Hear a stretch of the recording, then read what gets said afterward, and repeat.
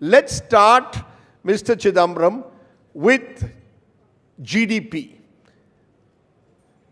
The government says, despite the global slowdown caused by COVID-19 and the Russia-Ukraine war, the Indian economy is expected to grow at 7% plus in fiscal 22-23, the highest rate of growth among all major economies. So that's one number. The other number, which perhaps Neelkant could respond to, is that the last quarter has seen a slowing down to 4.4%, and the likes of Raghuram Rajan are saying we are slipping back towards the so-called Hindu rate of growth, and therefore we have less to celebrate, more to introspect.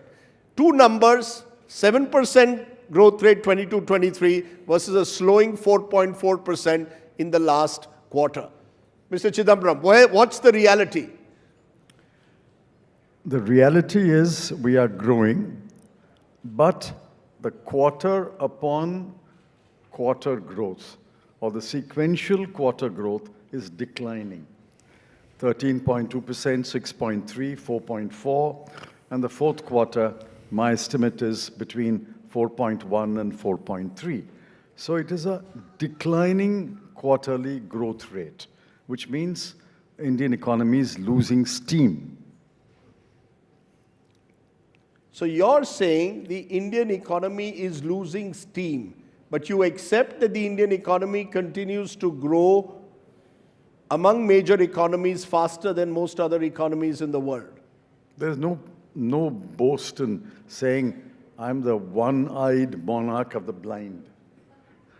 The point is, China, when it grows at 3% or 3.5%, will still add every year to its annual wealth or annual output, several times more than India, growing at 7%. China is 5.5 times larger than India. Therefore, the relevant number is the per capita income. And the per capita income, we are still a very poor country. Neelkant Mishra, how do you see these numbers when it comes to the GDP numbers that the government throws at us saying, look, we are the fastest growing economy in the world. On the flip side, Mr. Chidambaram could argue saying that we are a slowing economy, and there could be those who would argue that even pre-pandemic, for 9 consecutive quarters, the Indian economy was in decline. So what are we celebrating at the moment?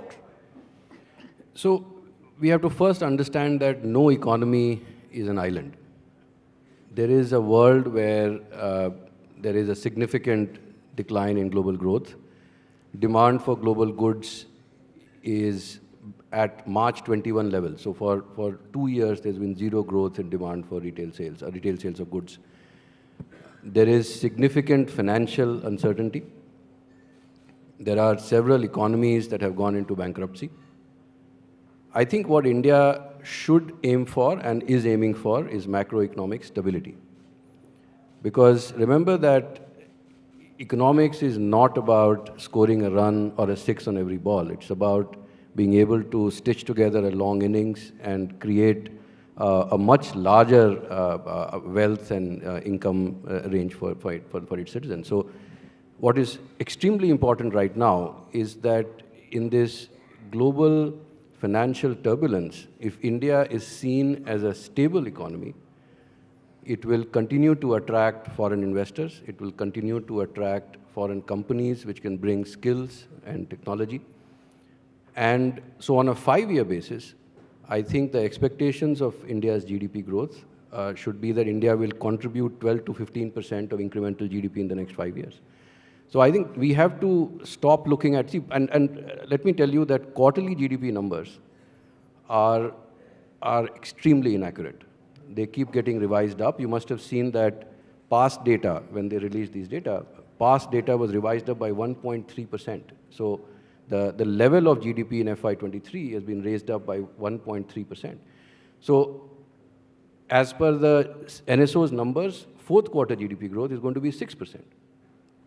Everyone expects FY24 GDP to be 6% plus. I think it should be 7%. So I think we have to be a lot more forward-looking.